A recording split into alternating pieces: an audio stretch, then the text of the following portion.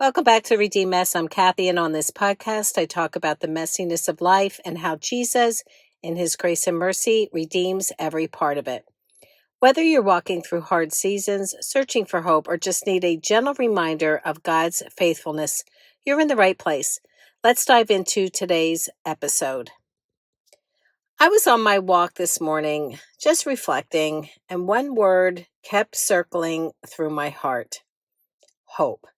And I probably have talked about this before. Obviously, it's because it's just on my mind so much. I mean, where is our hope when life breaks us open? Where is our hope when we don't believe in God?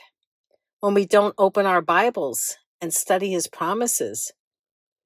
Where's our hope when a doctor gives a diagnosis we never saw coming, like cancer?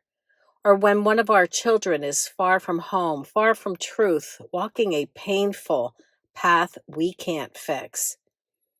Where's our hope when someone we love is gripped by addiction, whether it's alcohol, meth, fentanyl, or even the hidden addictions like pornography or sexual sin?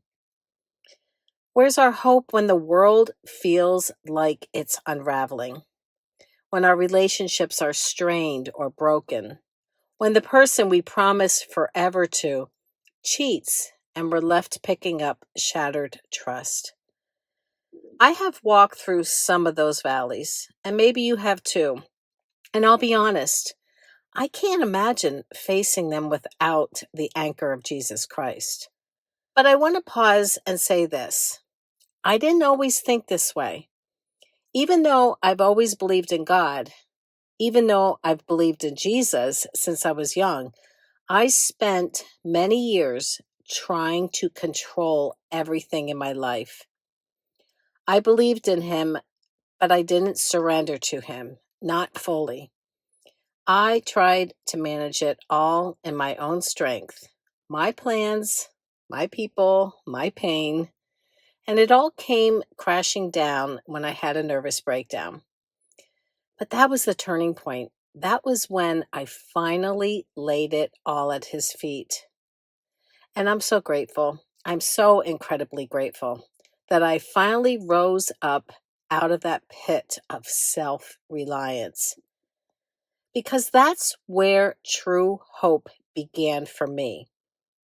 My hope is not in myself, it's not in other people, it's not in circumstances working out the way I want. My hope is grounded in the God of the Bible. It's grounded in his unchanging promises. It's grounded in what I've come to know about his heart as I study his word. And the strength that I've had, especially in the hardest times, has not been my own. It's been supernatural strength from the Holy Spirit. Jesus promised he would send us a helper, and he has. And I can say from personal experience, the Holy Spirit is real and he is faithful. This has been so evident in my daughter's cancer journey. We've heard hard news. We've seen her get very sick. We've sat through delays in treatment, waiting for her body to recover. And in those moments, I've had a choice. I could either spiral into the what ifs, or I could choose to trust God, even when I don't understand, even when I'm afraid. And it's a daily and sometimes hourly choice. And maybe you have felt that tension too. But here's the truth: without Jesus, where do we even begin to place our hope? What do we hold on to when everything around us is crumbling? And I don't say this lightly because I know how painful life can be. But if you haven't surrendered your life to Jesus, I pray you consider it.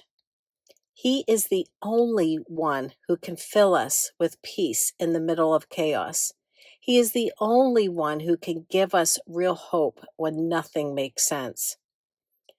I don't have all the answers. I'm still walking through hard things, but I do know this: my Redeemer lives, and he is more than able to carry me and you through anything. As always, take what you need, leave the rest. Be blessed.